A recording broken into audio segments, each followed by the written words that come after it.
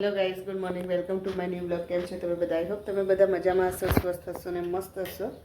અને સવારમાં અમે આવી ગયા છીએ કિચનમાં અને કિચનમાં બનાવી રહ્યા છીએ વિધિ7 માટે લંચમાં બનાવીએ છીએ આજે બેસનના ચીલા. અને વિધિ7 જુઓ અહીંયા સવારમાં વેફર ખાવા બેસી ગયા છે. Good morning. તો ચલો એમને લંચ પેક કરી દઈએ અને સ્કૂલે મોકલી દઈએ. તો તમે જોઈ શકો છો મારા નાના નાના ચીલા બનાવું છું બેસનના લંચ બોક્સ માટે. Bye bye.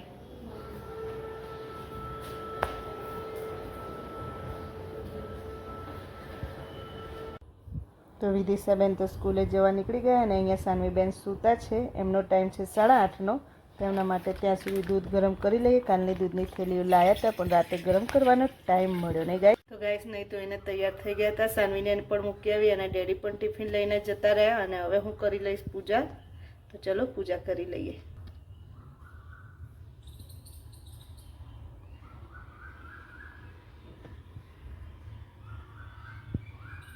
તો અહીંયા મેં પૂજા પતાવીને સાનવીબેનને લેવા આવી ગઈ. તો સાનવીબેન તે એમની ફ્રેન્ડ્સ જોડે બબલ્સ બનાવવામાં બિઝી થઈ ગયા અને અમે પણ વાતો કરવા લાગ્યા.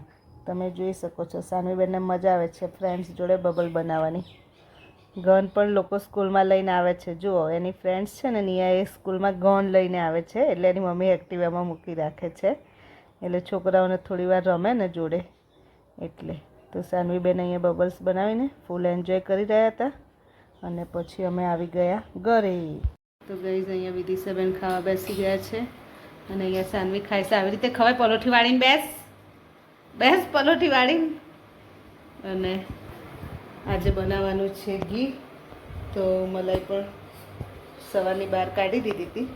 તો હવે માખણ નીકાળી દઈએ અને ઘી બનાવી દઈએ. અને વાગી ગયા છે 2. વિધિશાબેન હમણાં સ્કૂલેથી આવ્યા એટલે હવે જમવા બેઠા.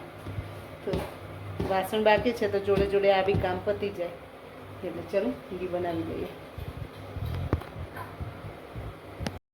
તો કાલે મેં નાખી હતી માદામાં મહેંદી. તો આજે હવે થોડું હેર ઓઇલ કરી દઈએ માથામાં જેથી મહેંદીનો કલર મસ્ત પકડાઈ જાય. રાતે નહીં લખવાનું, આમ લખી દે ફટાફટ હોમવર્ક. લખી દે નહીં તો હું ડેડીને ફોન કરું છું. હવે રાત પડી ગઈ. જો સન હાથમી ગયો. સૂર્યનારાયણ હવે હાથમી ગયા છે. જો કેટલું હોમવર્ક આલ્યું છે ને.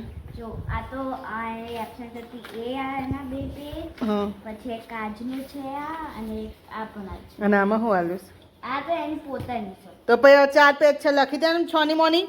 ઓય એ તો કહું છું. નહીં તો ધોકા પડશે પણ મારા હાથના. ચાલ મોઢું બગાડવાની જરૂર નહીં. ડાર્ક ફેન્ટાસ્ટિક કોને ખાધું? એને પોતે કીધું વગર પણ મને જરાય ના આવી. ગાઈઝ આ એક નંબરની ગુંડી છે. ગુંડી जो चिंगम के चुंगल से बचना इम्पॉसिबल है सानवी. मेरे चुंगल से बचना इम्पॉसिबल है. चलो फटाफट लखो. 11 12 30 40 50 60 70 80 90 20. ઓહો આટલું તો મારે 2 મિનિટમાં લખાઈ જાય. શું કેવું વિધિ? જો હમણાં મારે સાનવી જો ગાઈઝ ફટાફટ તું ફટાફટ લખીને પછી ગાઈઝને બતાવી દઈએ આપણે. તો અહીંયા તો છોકરાઓ હોમવર્ક લખે છે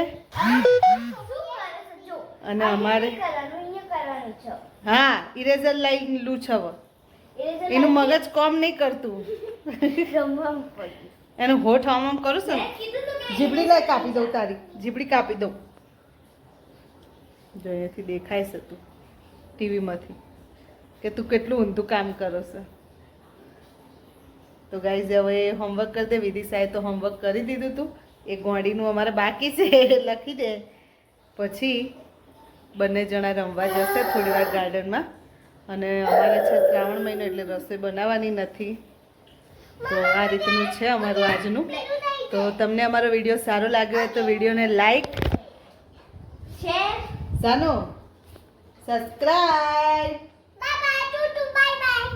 તો ગાઈસ શેર સબસ્ક્રાઇબ કરવાનું ભૂલતા નહીં અને કમેન્ટ કમેન્ટ બી કરજો ગાઈઝ અમાર સાનવી ડાઈ છે કે ગાંડી છે.